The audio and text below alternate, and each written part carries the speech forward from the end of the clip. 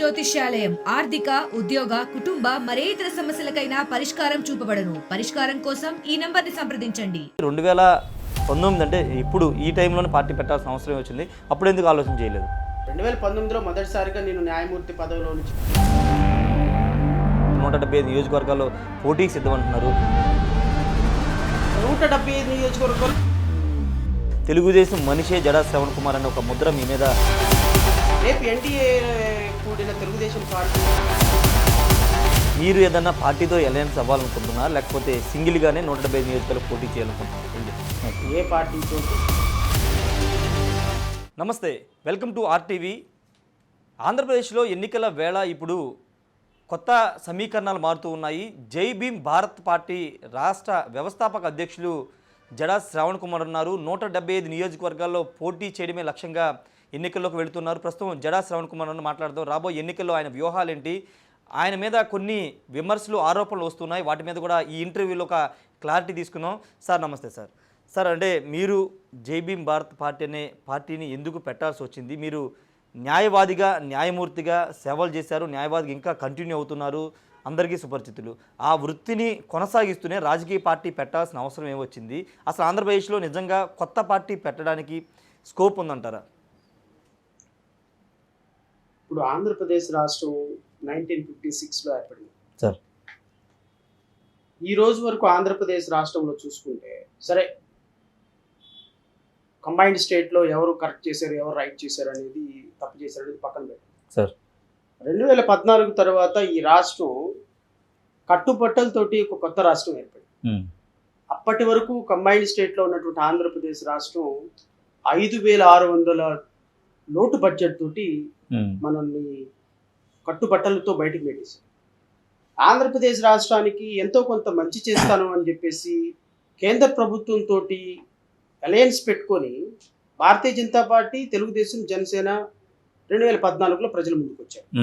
Of course Pawan Kalyan పోటీ చేయకపోయి ఉండొచ్చు, కానీ మద్దతు తెలిపి ఈ రాష్ట్ర ప్రజలకి ఒక రాజధాని లేని రాష్ట్రానికి ముఖ్యమంత్రిగా చంద్రబాబు నాయుడు గారు ఉంటే బాగుంటుందంటే 2014 నుంచి 2019 వరకు ఈ 5 సంవత్సరాల కాలంలో మనకి మద్దతు ఇచ్చిన పవన్ కళ్యాణ్ రాష్ట్ర ప్రభుత్వం, రాష్ట్ర ప్రజల యొక్క సమస్యలు పట్టించుకోవాలి. ఎవరైతే పరిపాలన చేశారో చంద్రబాబు నాయుడు, నారా లోకేష్ ఈ రాష్ట్రం గురించి పట్టించుకోవాలి. ఈ ప్రభుత్వం కోరిలేషన్ ప్రభుత్వంలో ఏర్పడినటువంటి భారతీయ జనతా పార్టీ ఈ రాష్ట్ర ప్రభుత్వం గురించి పట్టించుకోవాలి. 2019 దాకా ఈ రాష్ట్రం ఎంత అన్యాయానికి గురి కాబడిందంటే అంత అన్యాయానికి గురి కాబడింది. 2019 తర్వాత ఎక్కినటువంటి ప్రభుత్వం వైఎస్ఆర్ కాంగ్రెస్ పార్టీ, ఈ పార్టీ ఎంత దుర్మార్గాలు చేసిందో ఇంకా మీకు ఈ 5 సంవత్సరాలు మీరు చూస్తూనే ఉన్నారు. సో ఇలాంటి ప్రభుత్వాలు, ప్రజల కోసం పనిచేయాల్సిన ప్రభుత్వాలు, ప్రజల ఓట్లతోటి గద్దెనెక్కిన ప్రభుత్వాలు, కోట్ల రూపాయలు సంపాదించుకోవడానికి పెట్టుకున్నటువంటి ఆలోచన తప్ప అసలు ప్రజలకు ఏం చేయాలని ఆలోచన లేదు. అండ్ మోర్ ఓవర్ ఈ 76 సంవత్సరాల్లో ఆంధ్రప్రదేశ్ రాష్ట్రంలో కావచ్చు, భారతదేశంలో కావచ్చు, అంటే అణగారిన వర్గాల యొక్క జనాలు వీళ్ళందరూ కూడా ఓటు బ్యాంకుగానే మారుతున్నారు. కానీ వీళ్ళకి అసలు అధికారం ఎప్పుడు రావాలి? ఇప్పుడు శ్రవణ్ కుమార్ లాంటి వాడు ఎవరో మాట్లాడతారు, 4 సంవత్సరాలు ప్రభుత్వం మీద పోరాటం చేయటం, తెలుగుదేశం పార్టీ దగ్గరికి వెళ్ళి టికెట్ తెచ్చుకోవడం, ఒక 4 సంవత్సరాలు పోరాటం చేయటం, జూపిడి ప్రభాకర్ లాంటి వాడు కాంగ్రెస్ పార్టీ దగ్గరికి వెళ్ళి టికెట్ తెచ్చుకోవటం, చైర్మన్ అవ్వటం, 4 సంవత్సరాలు పనిచేయటం, 5వ సంవత్సరం ఏ సంతల పశువులు కట్టేసినట్టు కట్టేస్తారు. ఇంకొక 3 సంవత్సరాలు యూట్యూబ్లో మాట్లాడుతూ ఇంకో ఆయన ఇంకో టికెట్ తెచ్చుకోవడం, ఇంకో ఆయనేమో డిబేట్లో న్యూట్రల్ పీపుల్గా 5 సంవత్సరాలు అమరావతి అని అదని ఇదని మాట్లాడుతూ ఇంకో చోట టికెట్ తెచ్చుకోవడం. అంటే తెలుగుదేశం పార్టీ గురించి మాట్లాడిన, ప్రజల కోసం మాట్లాడిన ప్రతి ఒక్కళ్ళు కూడా ఈ కమ్యూనిటీస్లో టికెట్ల కోసమే మాట్లాడతారు. కానీ ఎంత ప్రభుత్వం కోసం ఎంత ఫైట్ చేసినా, ప్రభుత్వం వ్యతిరేకంగా ఫైట్ చేసినా ఒక బ్లూ జెండా పట్టుకొని నిలబడటమే అంబేద్కరిజం. ఆ అంబేద్కరిజం నిలబడటం కోసమే ఈరోజు రాష్ట్రంలో ఒక పార్టీ పెట్టాల్సి వచ్చింది. 175 స్థానాల్లో పోటీ చేయాల్సి వస్తుంది. రేపొద్దున ఈ రాష్ట్రంలో బడుగు బలహీన వర్గాలు, ప్రజాస్వామ్యవాదుల యొక్క కష్టాలు నిజంగా ప్రజాస్వామ్యబద్ధంగా అడ్రస్ చేయాలంటే ఒక కమిట్మెంట్ ఉన్న పార్టీ కావాలి. అంతేగాని ఊరికే 4 డిబేట్లో మాట్లాడేసి వాళ్ళని వీళ్ళని చెప్పులతో కొట్టేసేసి టికెట్లు తెచ్చుకున్న మాత్రాన ఈ రాష్ట్రం ప్రజాస్వామ్యం ఉంటుందని నేనైతే అనుకుంటున్నాను. అంటే సార్ 2014 నుంచి 2019 వరకు విభజిత ఆంధ్రప్రదేశ్కి అప్పటి పాలకుల వల్ల, చంద్రబాబు వల్ల న్యాయం జరగలేదని చెప్తున్నారు. మీకు అప్పుడు ఎందుకు థాట్ రాలేదు పార్టీ పెట్టాలని? 2019 అంటే ఇప్పుడు ఈ టైంలోనే పార్టీ పెట్టాల్సిన అవసరం వచ్చింది, అప్పుడు ఎందుకు ఆలోచన చేయలేదు?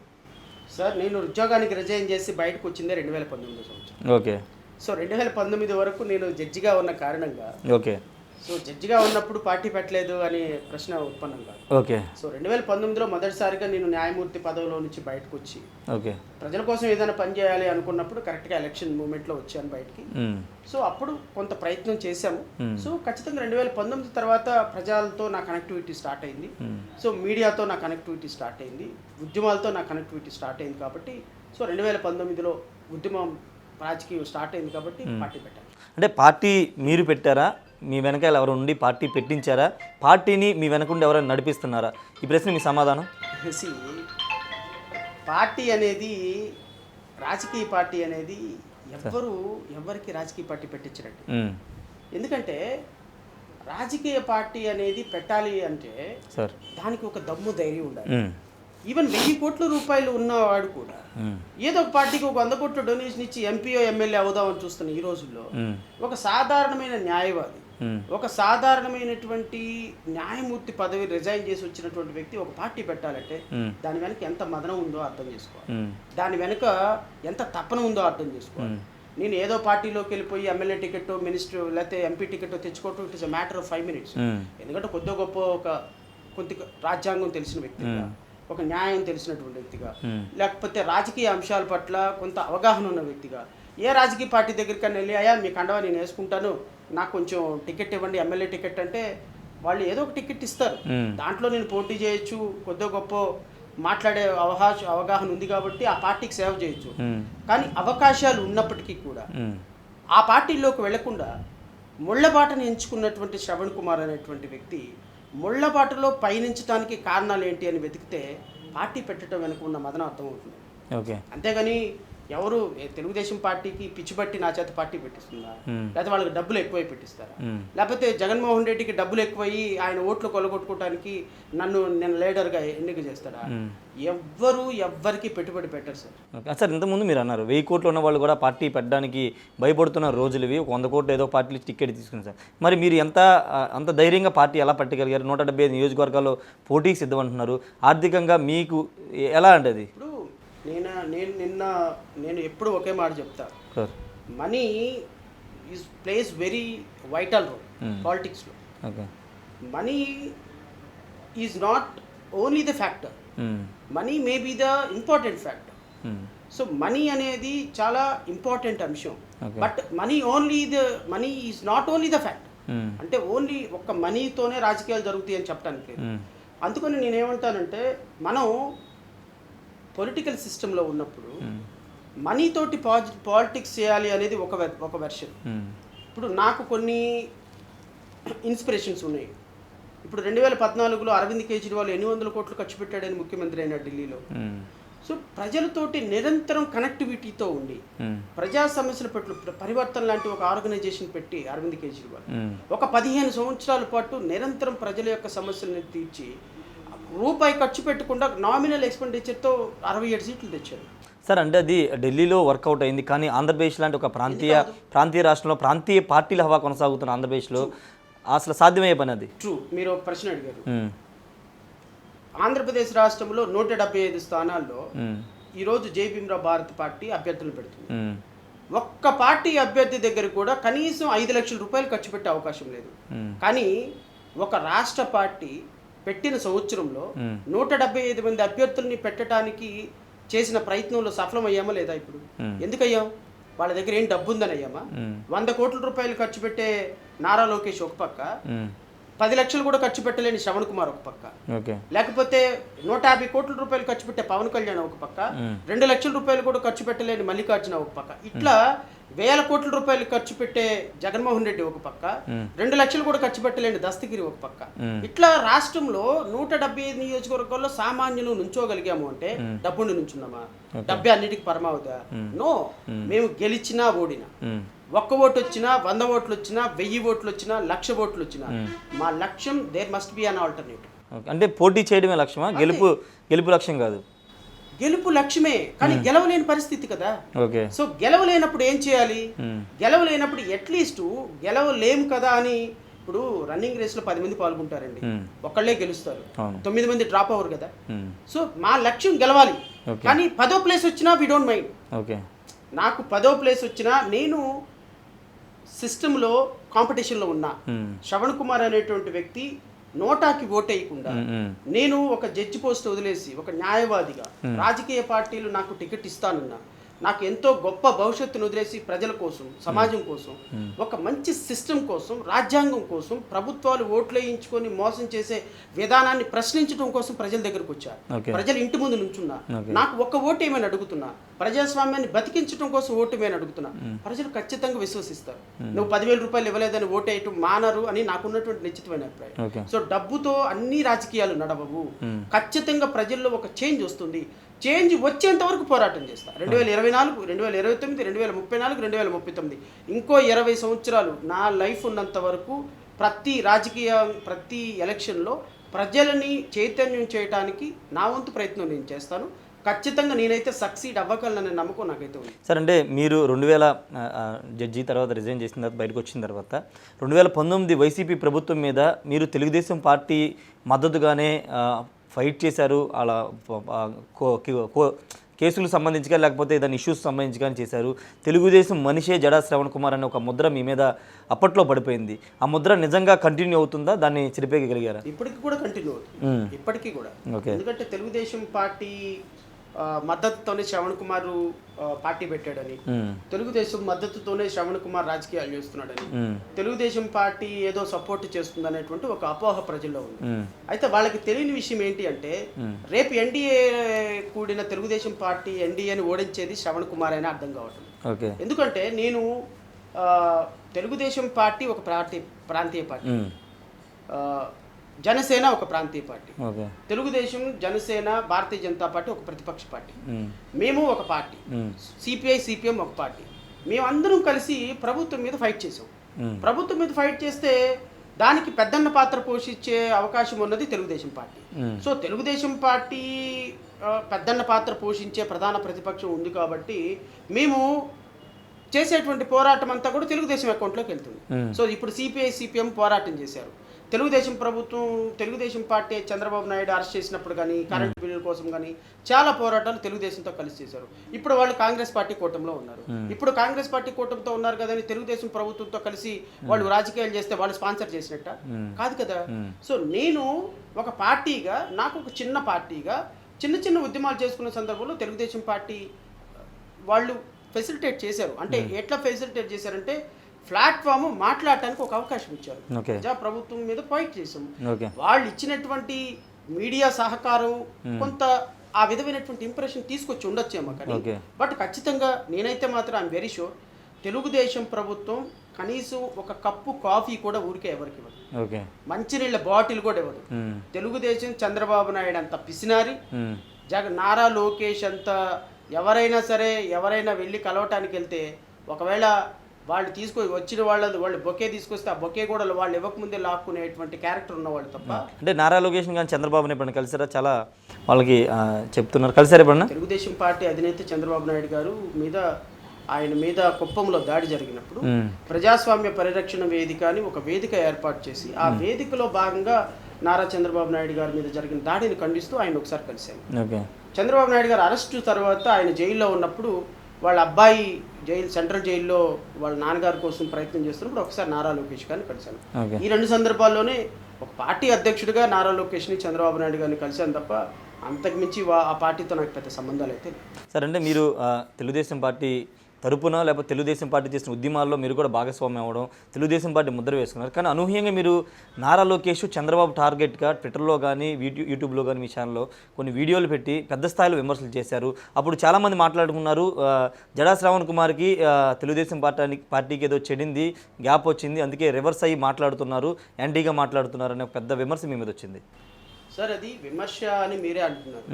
ఇప్పుడు నేను అదే ఎందుకు మాట్లాడాల్సి వచ్చింది అయితే నేను ప్రజలకు ఇచ్చే క్లారిటీ ఏంటంటే, సార్ ఇప్పుడు నేను ఒక ఉద్యమ నేతనైతే లేకపోతే తెలుగుదేశం పార్టీలో నేనేదో టికెట్ ఆశించి చేస్తే, నేను 2019 నుంచి ప్రభుత్వం మీద పోరాటం చేసినప్పుడు ఇప్పుడు కొంతమంది అవకాశవాదుల్లాగా తెలుగుదేశం పార్టీలోకి వెళ్ళి టికెట్ తెచ్చుకుని ఆ తెలుగుదేశం పార్టీలో జాయిన్ అయిపోయాడు. సో ఇప్పుడు తెలుగుదేశం పార్టీని విమర్శించేవాడు. నేను 2019 నుంచి ఒక ఒక ఒక ఒక ఇండివిజువల్ న్యూట్రల్ పీపుల్గా 19 నుంచి ఈ ప్రభుత్వం మీద ఫైట్ చేశాను. ఓకే. 2023 నవంబర్ డిసెంబర్ నెలలో నేను ప్రతిపక్షాన్ని కూడా విమర్శించడం మొదలుపెట్టాను. Okay. Last 3 months 4 months back. ఎందుకు అంటే ఇప్పుడు ప్రభుత్వాలన్నీ ప్రతిపక్షాలన్నీ కలిసి ప్రభుత్వం మీద ఫైట్ చేస్తాయండి. అవును. ఎలక్షన్ టైం వచ్చేసింది. ఇప్పుడు ఏ పార్టీ ఆ పార్టీ రాజకీయ పార్టీలన్నీ విమర్శలు చేయాల్సిందే కదా. ఇప్పుడు రాజకీయ పార్టీకి రేపొద్దు నేను ప్రజల దగ్గరికి అంటే అక్కడ ఇష్యూస్ లేకోకుండానే మీరు టార్గెట్ గానే లోకేష్ గురించి చంద్రబాబు గురించి మాట్లాడారు అనేది ఇష్యూస్ లేకుండా నేను మాట్లాడాను. ఓకే. నేను మీరు ఏ వీడియో అయినా తీసుకుని నేను ఒకటే మాట చెప్పాను. 2014 నుంచి 2019 వరకు మీరు ఈ రాష్ట్ర ప్రభుత్వానికి ఏం చేశారు, ఈ రాష్ట్ర ప్రభుత్వం ప్రజలకు ఏం చేశారు. ఓకే. ముఖ్యమంత్రిగా చంద్రబాబు నాయుడు ఒక్క పథకం పేరైనా ఇదిగో నేను 2014 నుంచి 19 వరకు చేసిన పరిపాలనే చేస్తాను అని ఈ రాష్ట్ర ప్రజలకు చెప్పగలవా? 2014 నుంచి 2019 వరకు మంత్రిగా ఉన్నటువంటి నారా లోకేష్ మీరు చేసినటువంటి పరిపాలన నేను మళ్ళీ రేపు 24లో చేస్తానని చెప్పగలరా?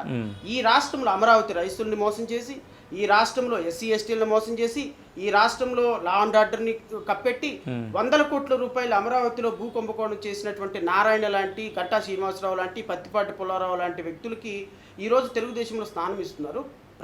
పాలక పక్షంగా 2014 నుంచి 2019 వరకు మీరు ఈ రాష్ట్రానికి ఏం చేయలేదు కాబట్టి మరలా భారతీయ జనతా పార్టీని తోడు చేసుకుని ఓటు అడిగే హక్కు మీకు లేదు అన్నాను తప్ప నేను కొత్త విషయాలు ఏమీ చంద్రబాబు నాయుడు గారిని తెలుగుదేశం పార్టీని కానీ మాట్లాడాను. అంటే మీరు పెట్టిన వీడియోలకి ఆ వ్యాఖ్యల వెనుక వైసీపీ ఉంది, వైసీపీ మీకు గాలం వేసి ఆ విధంగా మాట్లాడించిందని చాలామంది మాట్లాడుకున్నారు. సార్ ఇప్పుడు ప్రభుత్వానికి వ్యతిరేకంగా మాట్లాడితే తెలుగుదేశం స్పాన్సర్ చేస్తా, తెలుగుదేశానికి వ్యతిరేకంగా మాట్లాడితే వైసీపీ స్పాన్సర్ చేస్తా. ఇక స్పాన్సర్లు చేయటమే వాళ్ళ ఉద్దేశమా, లేకపోతే స్పాన్సర్షిప్లు తీసుకోవటమే మా ఉద్దేశమా? అలాగే మాట్లాడుకున్నారు చాలా మంది. ప్రజలు మాట్లాడుకోవటానికి మీరు అడగటానికి చాలా తేడా ఉంది. ఇప్పుడు మీరు ఒక వ్యక్తిత్వంతో వచ్చినటువంటి ఒక అంబేద్కర్ వాది ఇప్పుడు మీరు ఇప్పుడే చూడండి, 2014 నుంచి 19 వరకు జగన్మోహన్ రెడ్డి దగ్గరికి వెళ్ళి బొకే పెట్టుకొని పెడితే నాకు పదవి రాదా? మీరు ఆత్మసాక్షిగా చెప్పండి, ఏదో ఒక పదవి రాదా? నేను జూపుడు ప్రభాకర్ కంటే తీసేసానా, లేకపోతే ఆయన ఎస్సీ ఎస్టీ విక్టర్ ప్రసాద్ కంటే తీసేసానా, లేకపోతే ఆ పార్టీలో ఉన్న మేరుగు నాగార్జున కంటే తీసేసాను? ఎంతో కొంత నాలెడ్జ్ ఉంది కదా. నేను వెళ్ళి జగన్మోహన్ రెడ్డి గారు నా మేధస్ అంతా నేను మీకు ఇస్తాను, నాకు ఏదో పదవి ఉందంటే ఇవ్వరా? అదే సార్ అండి, ఇక్కడ అదే క్వశ్చన్ రైజ్ అవుతుంది. ఎందుకంటే అంత నాలెడ్జ్ ఉన్న మీరు పార్టీ పెట్టి అంటే 20 సంవత్సరాల పాటైనా కష్టపడతా అంటున్నారు. సో ఏదైనా పార్టీ దగ్గరికి వెళ్తే ఖచ్చితంగా మీరు ఎమ్మెల్యే సీటు ఏదో ఒక పదవి ఇస్తుంది, అవి వదులుకుని ఎందుకు ఈ ముళ్ళబాట ఎంచుకున్నారు? ముళ్ళబాట ఎంచుకున్నాను సార్. ఇప్పుడు అనంతబాబుని చంపేశాడు సార్. అనంతబాబు సుబ్రహ్మణ్యం, సుధాకర్ని చంపేశారు, వరప్రసాద్ని శిరోమణం చేశారు, కిరణ్ కుమార్ని చంపేశారు. ఈ రాష్ట్రంలో వైఎస్ఆర్సీపీలో ఉన్న నా ఎస్సీలు, నా బీసీలు, నా మైనార్టీలు అన్న జగన్మోహన్ రెడ్డి పార్టీలో ఒక ఎస్సీ నాయకుడు అడిగాడండి? ముఖ్యమంత్రి దగ్గరికి వెళ్ళి అడిగారండి? అనంతబాబుని 200 కార్లతో ఊరేగిస్తే సుబ్రహ్మణ్యాన్ని చంపేసి అనంతబాబుని పక్కన కూర్చోబెట్టుకొని ఏరోప్లైన్లో పక్కన కూర్చోబెట్టుకొని మీటింగ్ మొత్తాన్ని చూపిస్తే జగన్మోహన్ రెడ్డి ఒక్క నాయకుడు మాట్లాడాడండి? 2014 నుంచి 2019 వరకు తెలుగుదేశం ప్రభుత్వంలో నాకు తెలిసి 2300 మంది దళిత బిడ్డలు హత్య చేయబడ్డారు. ఒక్క ఎస్సీ నాయకుడు నక్కా ఆనందబాబు మాట్లాడా? ఆంధ్రప్రదేశ్ రాష్ట్రంలో నక్కా ఆనందబాబు మాట్లాడా? లేకపోతే అక్కడ ఉన్నటువంటి మినిస్టర్లు ఏమన్నా జవహర్ మాట్లాడారా?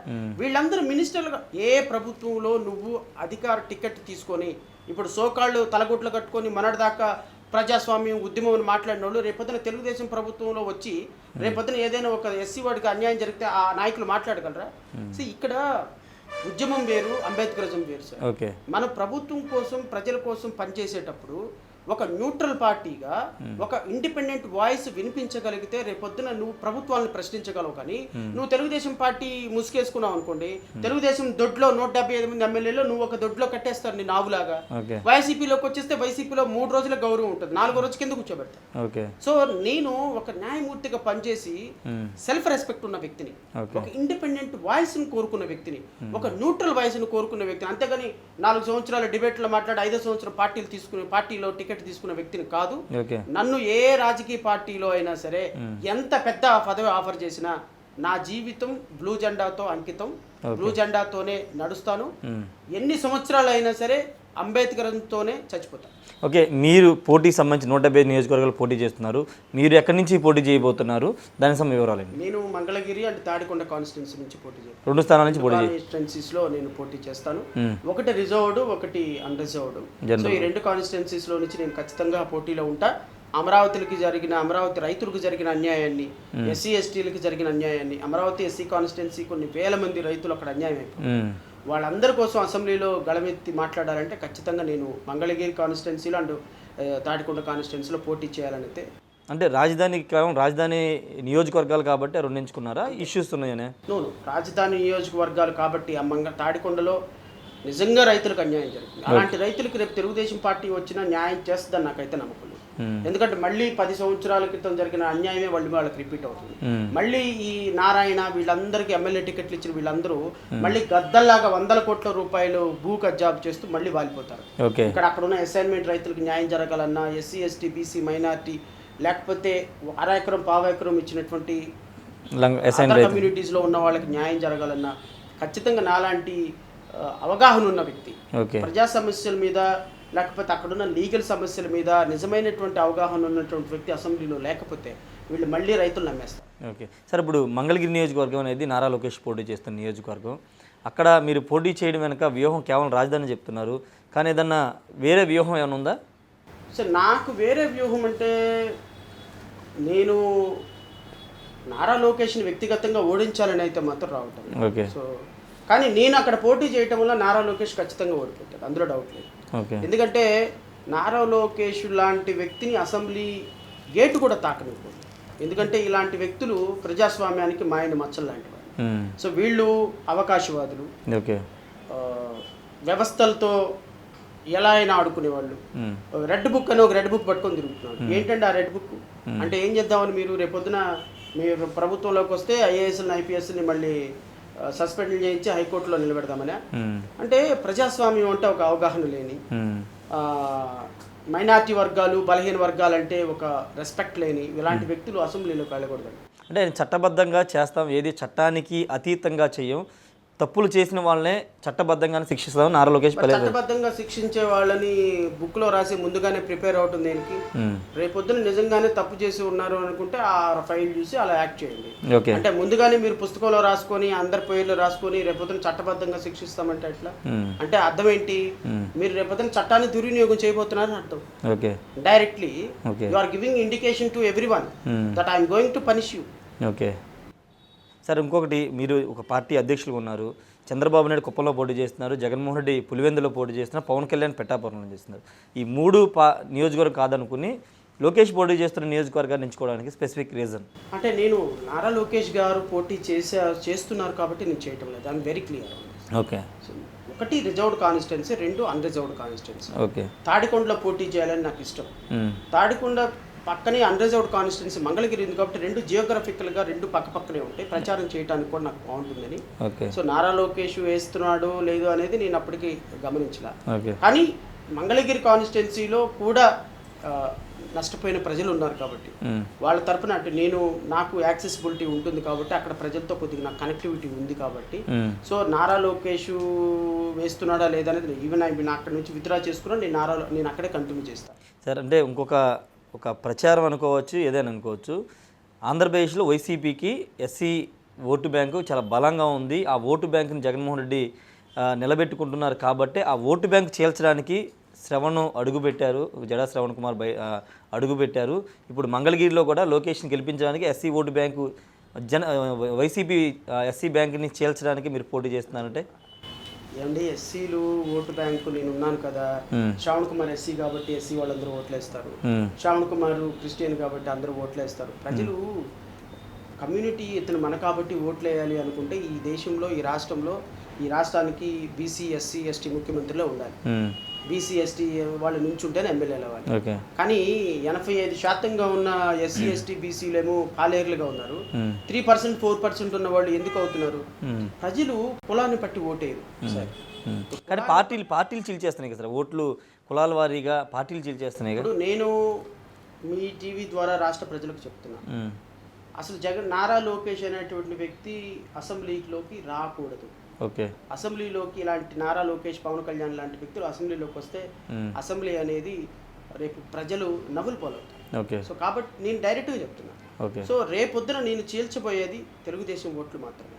ఓకే. తెలుగుదేశానికి ఏ ఎస్సీ ఎస్టీ బీసీ మైనార్టీ ఓట్లు పడకూడదు.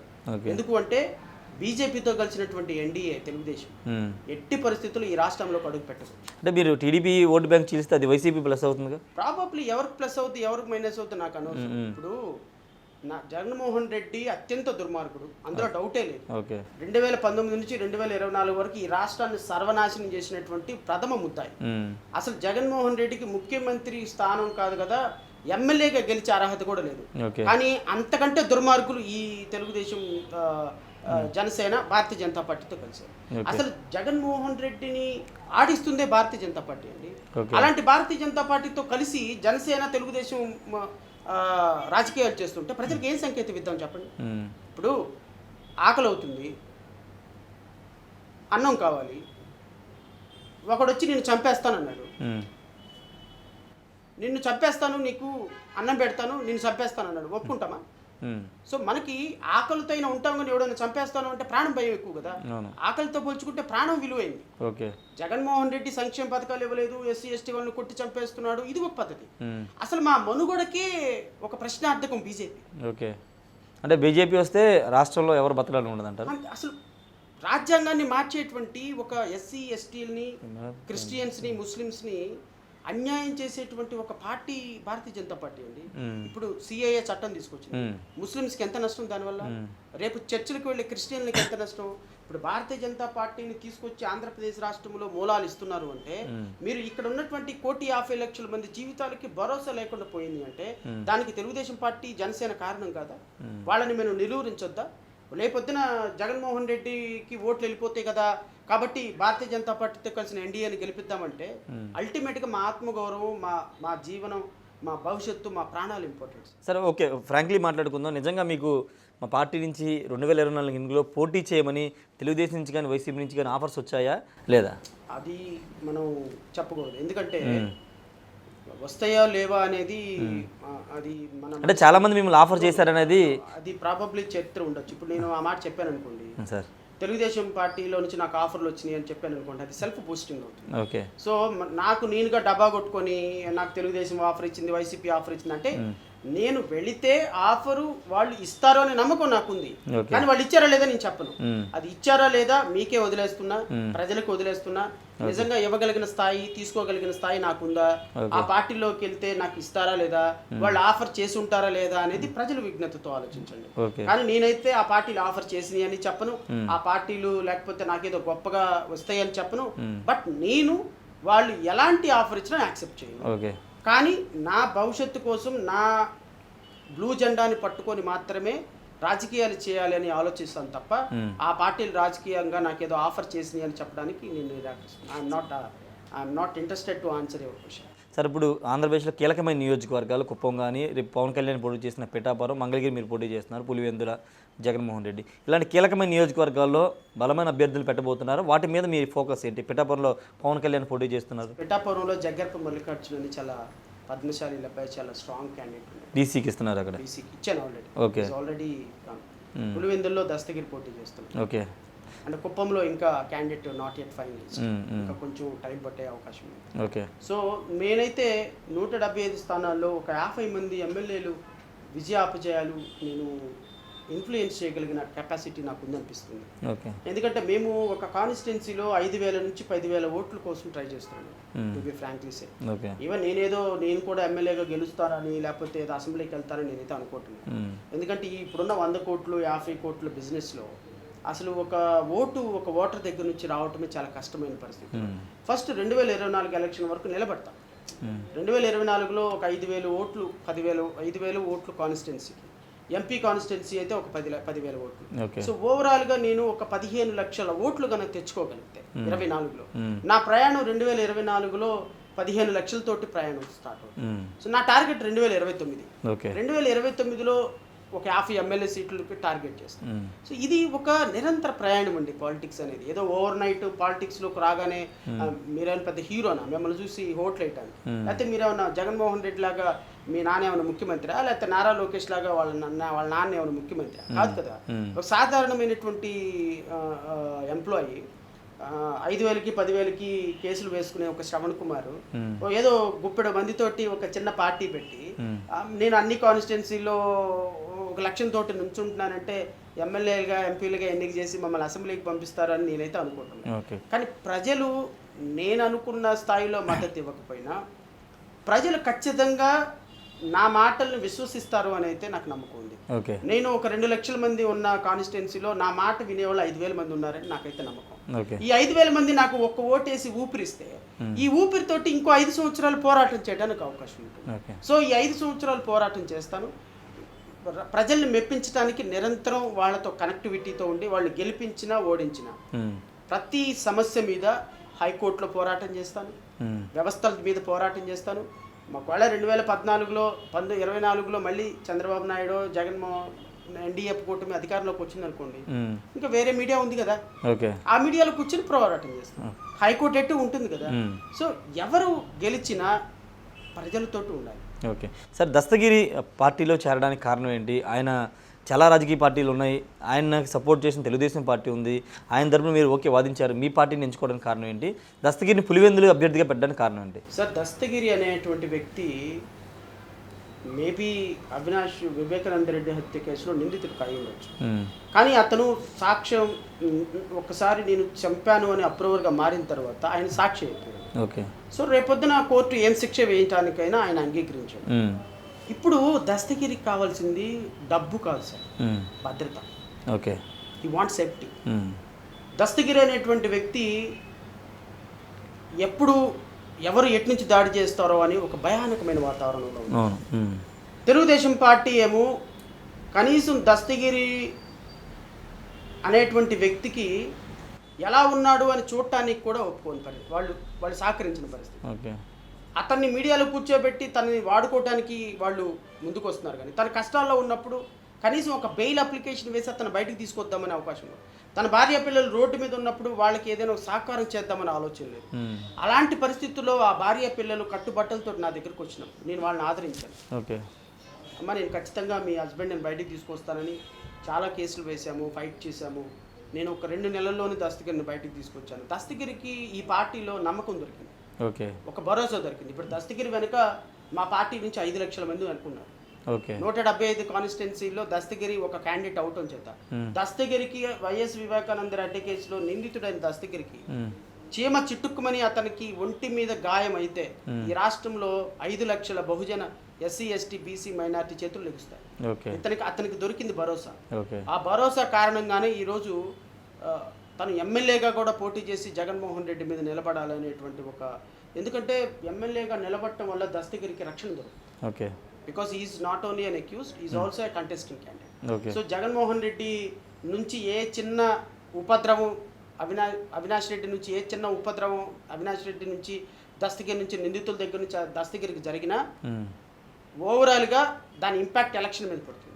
సో ఎలక్షన్ ప్రాసెస్లో దస్తగిరి ఒక కంటెస్టింగ్ క్యాండిడేట్గా ఉండటం వల్ల అట్లీస్ట్ ఈ 3 నెలల పాటు తనకు భద్రత దొరుకుతుందని అయితే తన ఎమ్మెల్యేగా పోటీ చేయాలని డిసైడ్.